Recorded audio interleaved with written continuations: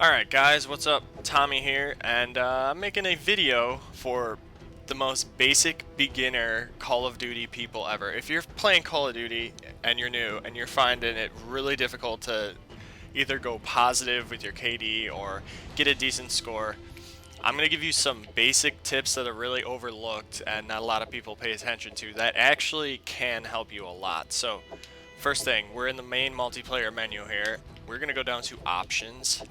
And probably the biggest thing that people don't do when they're beginners, go to your button layout and change it to tactical. So this way, you're normally in default, it's this. And the difference between tactical and default is only one thing. The right analog stick, when you click it, you crouch to prone. You hold it, you'll go to prone. And B is melee, opposed to in default, B is crouch and prone, and then the right analog stick clicking it is your melee move. So, tactical, that is how you drop shot. That way, you don't have to be moving over to B when you're trying to drop shot. This way you just click the button and you're drop shotting easily. Second thing, sensitivity. This is different for everybody. Some people are really damn accurate and they can play with it on like 4 or 5. I alternate between 3 and 4 depending on the day. I perform better. I don't know what it starts off on default, but if you're at 1, it's really slow. And basically what sensitivity is, I'll show you once we're in the game, is it basically varies the speed that you pan when you're moving the stick around. So we'll leave that at 3 and we can change that in-game too to show you the difference. Third thing, brightness. I'm pretty sure brightness starts somewhere like way the hell down here or maybe in the middle.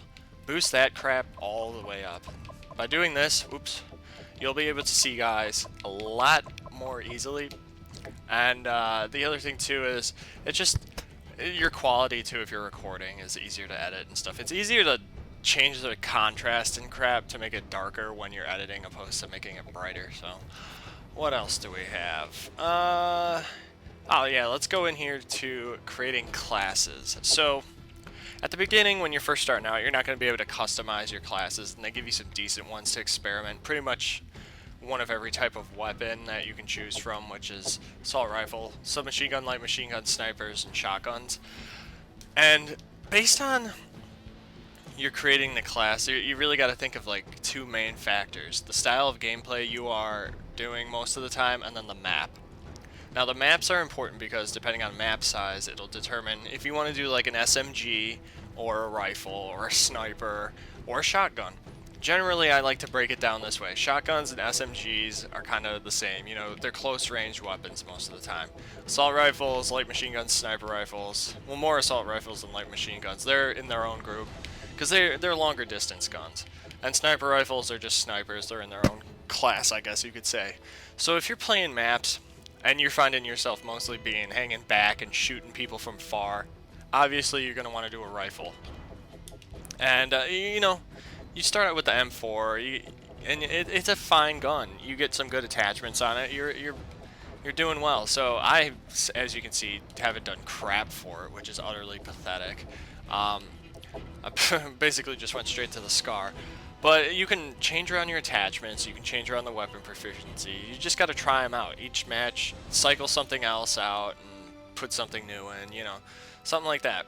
But say you got to really make enough classes to have enough variety. So you got to have a class that, you know, is a rifle class that you can use on, say, a big map like Village. And then you're going to want to have a submachine gun class that is available in case the next map happens to be Dome, and you want to run around and run and gun.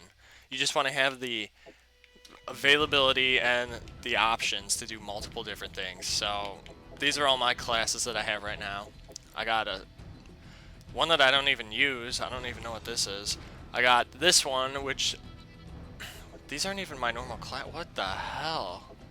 Oh, I know why. Okay, never mind. But right now this class is just supposed to be the PM9. I'm working on getting all gold for all these guns.